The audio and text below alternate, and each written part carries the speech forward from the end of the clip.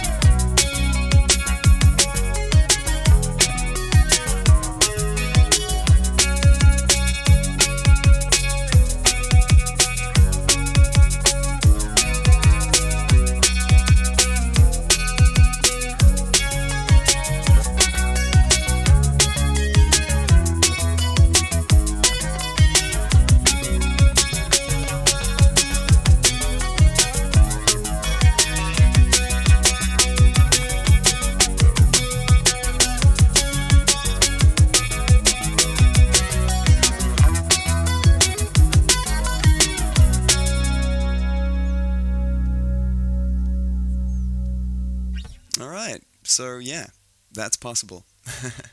I've got a TM-2 Trigger Module made by Roland, which is just a additional electronic element you would add to your acoustic drum kit, and I'll show you the details in a second, but just so I can show you this up front, here's the kick coming from it, here's a snare coming from it, and what I've added is delayed hi-hats. Now these are actually triggered because the TM2 is being fed its own drum signal. I've taken the output of the Roland and plugged it back into one of its inputs for a piezo pickup or a drum pad. So that's why it's setting off these delayed hi-hats at the same time as any kick or any snare. And as long as you're playing in time,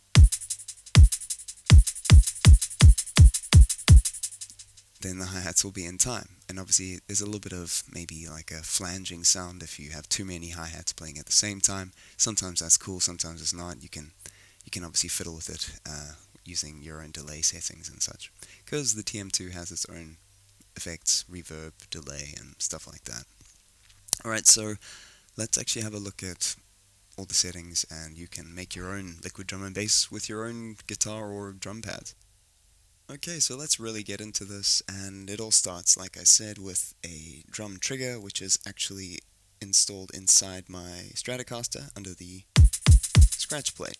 And the kick and the snare piezos are wired in stereo through this cable.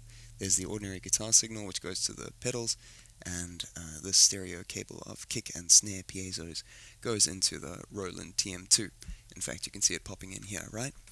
And here's where things get pretty interesting, because this is one of the outputs of the Roland TM2, but I'm feeding it through a rather messy network of cables straight back into itself in the second input.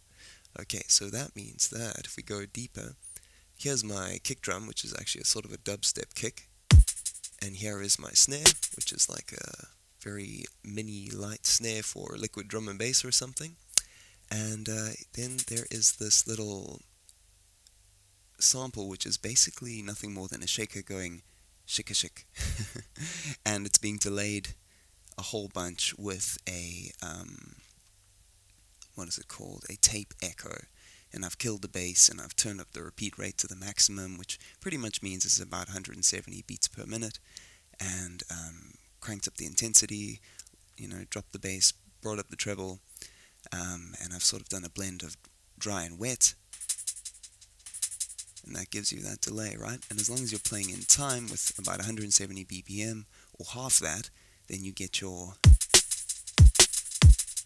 sorry, it's a bit harder to do on the actual machine, but there you go, you get the idea when I just do kicks or just do hi-hats, as long as they're in time. If you play out of time, then the hi-hats go all over the place, which is undesirable. But yeah, you can do it with other drum kits. I've also got like a more upfront sort of drum and bass sound, like Neurofunk or whatever you want to do.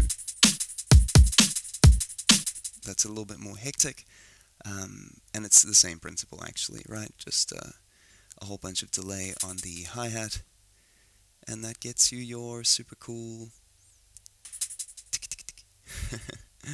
and yeah, that does allow me to do everything else with the rest of the board.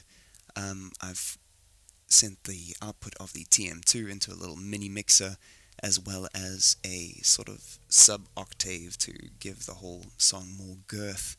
And there's actually sidechain compression where the kick tells the bass line to shut up a bit, but that's a demo for another day. And yeah, the rest is just an Ori chorus and some reverb, and it just sounds a little bit more pretty. And I'd like to do the same setup with the more hardcore drums, and maybe I can make some cool synthy stuff, something a little more hardcore in the future. But that's how it's done. Alright, thanks.